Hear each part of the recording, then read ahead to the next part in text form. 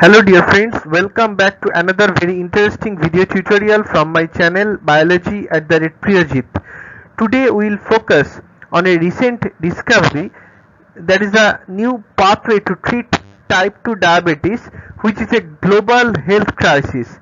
This year marks the 100th anniversary of the discovery of insulin, a scientific breakthrough that transformed type 1 diabetes, once known as juvenile diabetes or insulin dependent diabetes, from a terminal disease into a manageable condition.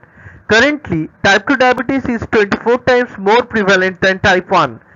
The rise in the rate of obesity and incidence of type 2 diabetes are related and require new approaches, according to University of Arizona researchers who believe the liver may hold the key to innovative new treatments.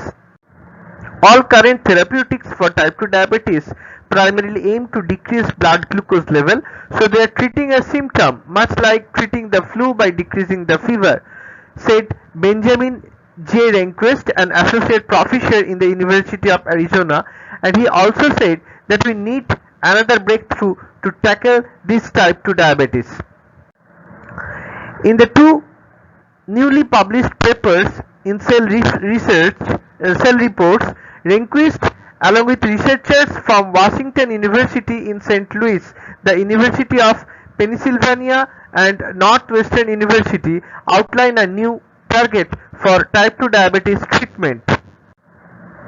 Rehnquist, whose research lab aims to address obesity-related diseases, has spent last 9 years working to better understand the correlation between obesity, fatty liver disease and diabetes, particularly how the liver can affect insulin sensitivity.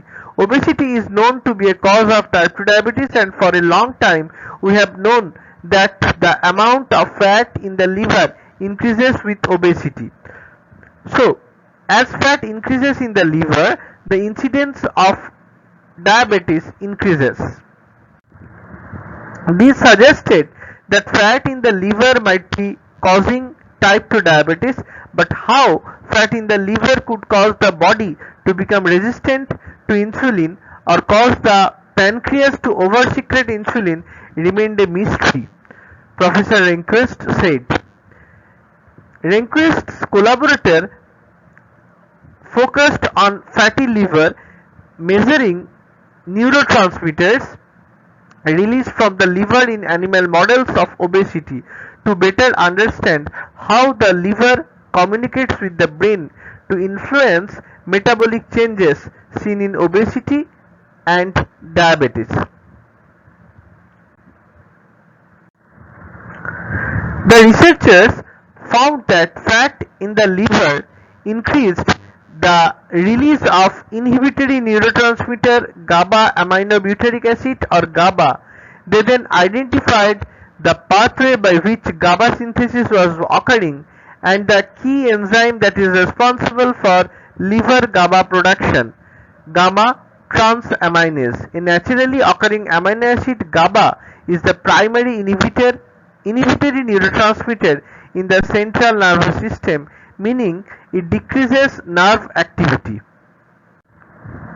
Nerves provide a conduit or passage by which the brain and the rest of the body communicate. That communication is not only from the brain to other tissues but also from the tissues back to the brain. When the liver produces GABA, it decreases activity of those nerves that run from the liver to the brain. Thus, fatty liver, by producing GABA, is decreasing firing activity to the brain. Rehnquist said that decreases in firing is sensed by the central nervous system, which changes outgoing signals that affect glucose homeostasis in our body. To determine if increased liver GABA synthesis was causing insulin resistance, graduate students in Professor Rehnquist's lab, Caroline Geister and Sushma Ghimri, pharmacologically inhibited liver GABA transaminase in animal models of type 2 diabetes. Inhibition of excess liver GABA production restored insulin sensitivity within days, said Gessler, now a postdoctoral researcher at the University of Pennsylvania and lead author on the papers. Longer-term inhibition of GABA transaminase resulted in decreased food intake and weight loss. Researchers wanted to ensure the findings would translate to humans. Kendra Miller, a research technician in Rehnquist's lab, identified variations in the genome near GABA transaminase that were associated with type 2 diabetes. Collaborating with investigators at Washington University, the researchers showed that in people with insulin resistance, the liver more highly expressed genes involved in GABA production and release. A novel pharmacological target is just the first step in application. We are years away from anything reaching the neighborhood pharmacy, Rehnquist said.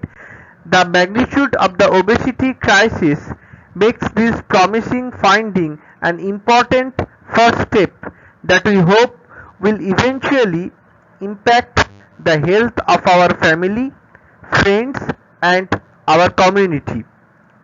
That's it, and I believe this video will help you to understand the topic, so please hit the like button and share the video with your friends.